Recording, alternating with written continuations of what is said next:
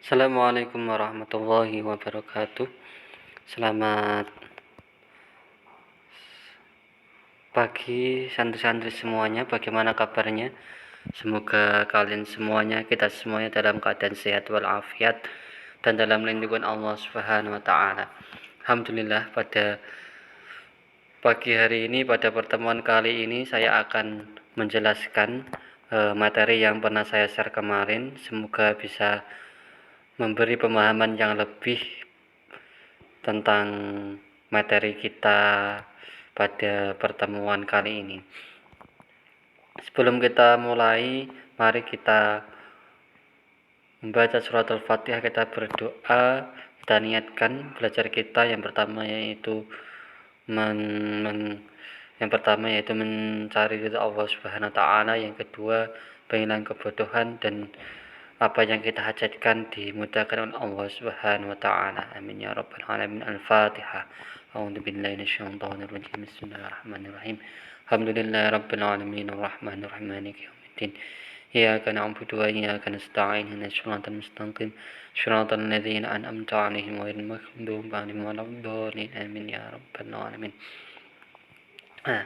Tema kita pada pertemuan kali ini yaitu mengkonsumsi makanan dan minuman halal. Tema ini saya rasa penting bagi kita.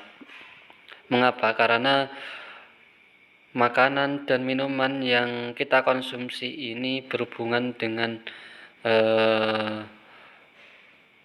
dampak kita selanjutnya, yaitu berhubungan dengan ibadah kita, berhubungan dengan hati kita, berhubungan dengan pikiran kita di dunia sampai dengan di akhirat. Maka perlu bagi kita untuk mengetahui makanan yang baik bagi kita, makanan yang halal bagi kita itu seperti apa syarat-syaratnya. Untuk itu mari kita bahas makanan yang halal, makanan dan minuman yang halal itu seperti apa. Allah Subhanahu wa taala menciptakan, ya kan? Allah Subhanahu wa taala menciptakan manusia tentunya membekali apa yang dibutuhkan oleh manusia tersebut. Bekal-bekal tersebut diciptakan Allah Subhanahu wa taala untuk dimanfaatkan manusia, untuk dikonsumsi manusia dalam memenuhi kebutuhannya, entah dikonsumsi dalam arti dimakan maupun dikonsumsi dalam hal fungsi.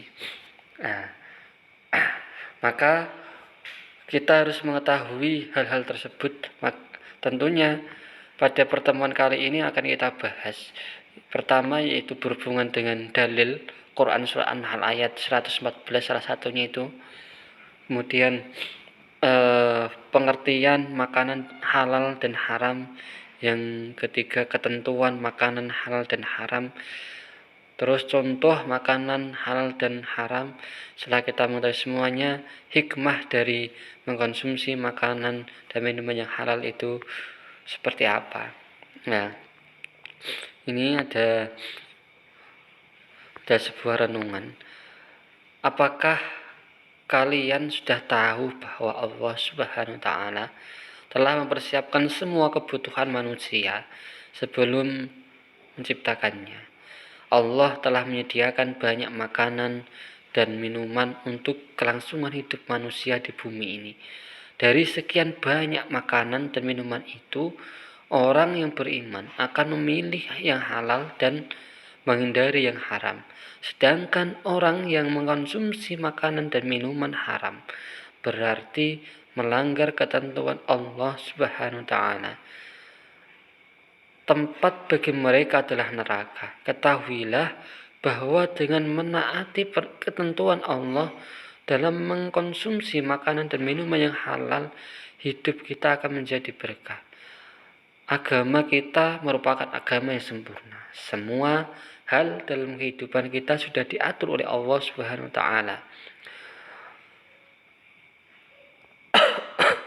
Termasuk halal haramnya suatu makanan dan minuman. Allah Subhanahu wa taala menghalalkan suatu makanan dan minuman yang mengandung maslahat dan manfaat bagi manusia. Sebaliknya, Allah mengharamkan semua makanan dan minuman yang menimbulkan mudarat atau keburukan bagi manusia. Hal ini bertujuan untuk menjaga kesucian dan kebaikan hati, akal, ruh, dan jasad manusia. Nah, langsung saja kita membahas tentang dalil makanan dan minuman yang halal ini. Mengkonsumsi makanan dan minuman yang halal, kita bahas, kita fokus pada Quran surat An-Nahl ayat 14. Saya bacakan, A'udzubillahi minasyaitonirrajim.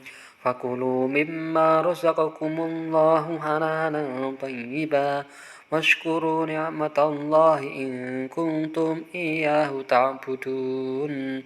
Maka makanlah yang halal lagi baik dari rezeki yang telah diberikan Allah kepadamu, dan syukurilah nikmat Allah jika kamu hanya menyembah kepadanya.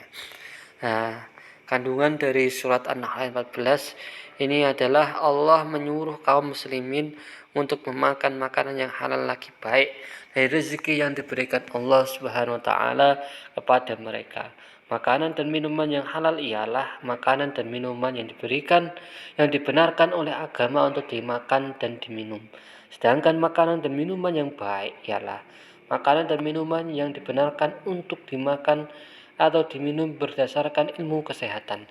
Makanan yang halal lagi baik inilah yang diperintahkan oleh Allah untuk dikonsumsi. Nah, ini salah satu dalil yang menunjukkan bahwa kita umat Islam ini disuruh untuk mencari rezeki dari yang halal, karena yang halal itu berpotensi pada kehidupan kita di akhirat. Tidak hanya halal, akan tetapi baik bagi tubuh kita, baik untuk kesehatan kita. Apa sih makanan halal itu? Ada makanan halal dan makanan baik atau makanan thayyib. Makanan halal ialah makanan yang dibolehkan untuk dikonsumsi menurut syariat Islam. Ukuran halal ini adalah sesuai dengan Al-Quran dan Sunnah, sesuai dengan dalil, sesuai dengan syariat Islam tersebut. Jika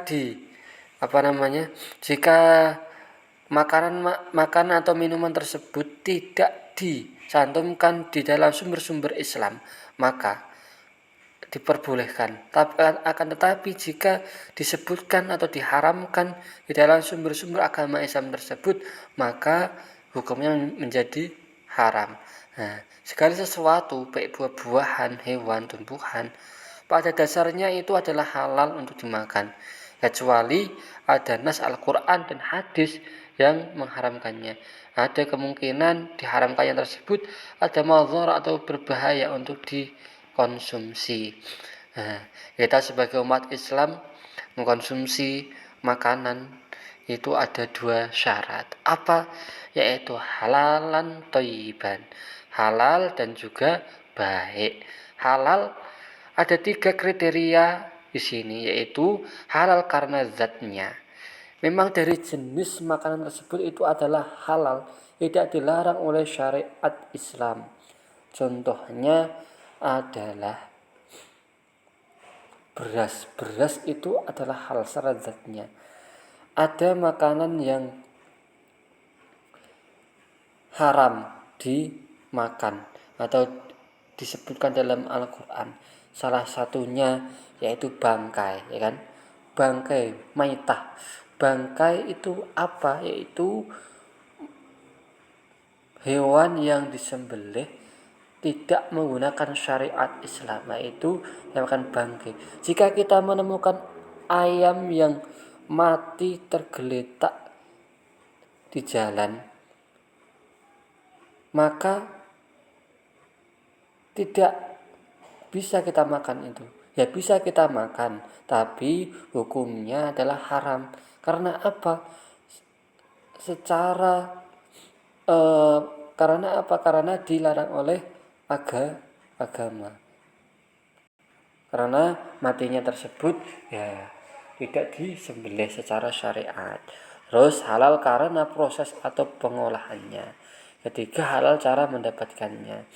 Nah, ketiga-tiganya ini harus masuk pada kriteria makanan yang kita konsumsi supaya mendapatkan manfaat di dunia dan akhirat. Terus yang kedua syaratnya apa, yaitu thayyib. Thayyib itu apa? Baik bagi tubuh dan kesehatan. Makanan yang membahayakan kesehatan misalnya mengandung formalin, mengandung pewarna untuk tekstil, makanan yang berlemak berlebihan dinyatakan tidak baik.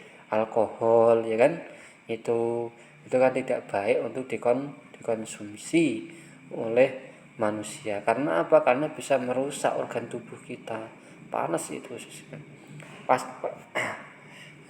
maka tidak boleh. Ganja dan lain sebagainya itu diharamkan, tidak baik, kan. Sebagai umat Islam kita harus mengetahui kriteria dua itu supaya hidup kita menjadi sehat sesuai agama, sehat secara kedokteran, dan juga halal sesuai dengan agama. Nah, di sini jenis makanan dan minuman yang dihalalkan, ya kan. Satu, yaitu halal dari segi wujudnya atau zatnya itu sendiri, yang yaitu tidak termasuk makanan yang diharamkan oleh Allah Subhanahu wa taala. Contohnya adalah nasi, susu, telur dan lain sebagainya. Yang kedua, halal dari segi cara mendapatkannya. Contohnya tidak hasil mencuri, menipu dan lain-lain. Mungkin dari segi zatnya itu adalah halal. Contohnya adalah beras, ya kan? Beras itu adalah halal.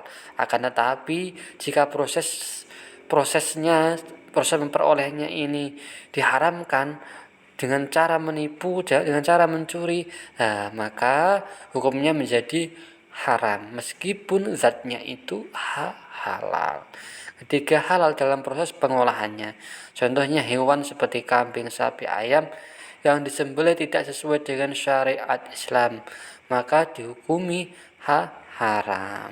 Itu ketiganya harus kita ketahui. Terus, apa manfaat mengonsumsi makanan dan minuman yang halal ini? Yang pertama adalah terjaga kesehatannya sehingga dapat mempertahankan hidupnya sampai dengan batas yang ditetapkan oleh Allah Subhanahu wa taala. Nah, intinya adalah hifzul akal, ya kan? Menjaga akal kita, menjaga diri kita. Kedua, mendapat ridho Allah Subhanahu wa taala karena memilih jenis makanan dan minuman yang halal. Manfaat yang ketiga, rezeki yang diperolehnya membawa barokah dunia akhirat serta mendapat perlindungan dari Allah Subhanahu wa taala. Yang keempat, membawa ketenangan hidup dalam kegiatan sehari-hari, dan itu tercermin kepribadian yang jujur dalam hidupnya dan sikap apa adanya. Yang kelima, memiliki akhlakul karimah karena telah menaati perintah Allah Subhanahu wa taala sekaligus terhindar dari akhlak mazmumah tercela. Tuh ya. Terus makanan yang haram. Makanan yang haram itu seperti apa, ya kan? Tadi kan sudah jelas disebutkan di dalam Al-Qur'an. Salah satunya yaitu di sini bagi 4, maka binatang halal yang disembelih tanpa menyebut nama Allah. Dari jenisnya binatang itu dihalalkan, akan tetapi proses penyembelihannya itu haram, maka diharamkan. Contohnya tadi bisa dinamakan batang, itu namanya bangkai.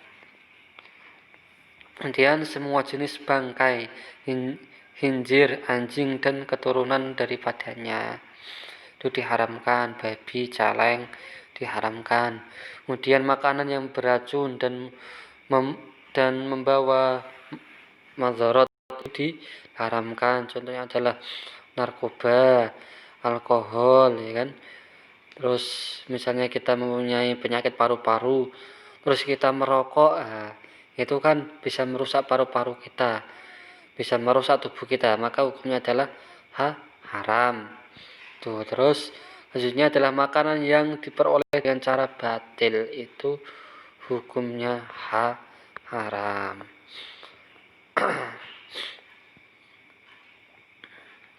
Jenis minuman halal dan haram sekarang. Minuman yang halal itu apa? Yaitu tidak memabukkan, tidak mendatangkan madharat, tidak najis, didapatkan dengan cara yang halal. Sebaliknya yang haram apa? Yaitu di minuman yang memabukkan, minuman yang berasal dari benda najis atau benda yang terkena najis. Ketiga, minuman yang didapatkan dengan cara batil, tidak halal. Tuh.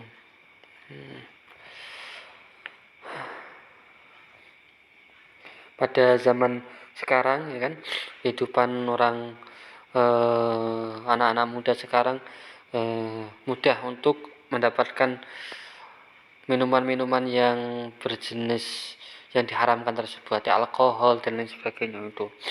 Untuk itu, maka kita sebagai santri umat Islam harus mengokohkan, harus bisa menguatkan iman kita supaya tidak terjerumus terhadap hal-hal yang demikian itu, yang dilarang oleh Allah Subhanahu wa taala. Kenapa kok kita jangan sampai terjerumus? Ada akibat buruk terhadap diri kita tersebut, akibat kita memakan dan minum yang haram. Apa? Yaitu amal ibadahnya tidak akan diterima dan doanya tidak akan dikabulkan Allah Subhanahu wa taala. Susah ya kan? Kita berdoa banyak-banyak, berdoa lama-lama, berpuluhan tahun, akan tetapi kita dikabulkan itu kan mesakne. Terus dampak yang lain apa? Makanan dan minuman haram bisa merusak jiwa, terutama minuman keras atau khamar, harus hindari. Terus menghalangi mengingat Allah Subhanahu wa taala. Ya, kalau kita minum minuman yang haram yang dapat merusak tubuh kita, maka kita berzikir, kita mengingat Allah itu akan susah. Kita belajar susah, kita beribadah susah karena sudah terpengaruh akan hal-hal yang haram. Pengennya ketika mencuri satu itu berhasil, mencuri pertama itu berhasil, maka kita akan terlena, kita akan melakukan pencurian yang berikutnya. Begitu juga pencurian kedua itu berhasil, maka kita akan terlena, kita ingin mencuri lagi dan seterusnya, seperti itu sampai nanti tertangkap pun itu masih bisa nanti, karena apa? Karena sudah tertanam di jiwa kita. Terus selanjutnya, makan dan minuman yang haram dapat mengganggu kesehatan tubuh. Misalnya khamr dapat menyebabkan berbagai macam penyakit fisik, diantaranya tekanan darah tinggi dan lain-lain. Itu ya. Pentingnya kita mengetahui makanan yang halal dan thayyibun, makan yang halal terbaik bagi tubuh kita. Nah, demikian yang bisa saya sampaikan, kurang lebihnya mohon maaf. Assalamualaikum warahmatullahi wabarakatuh.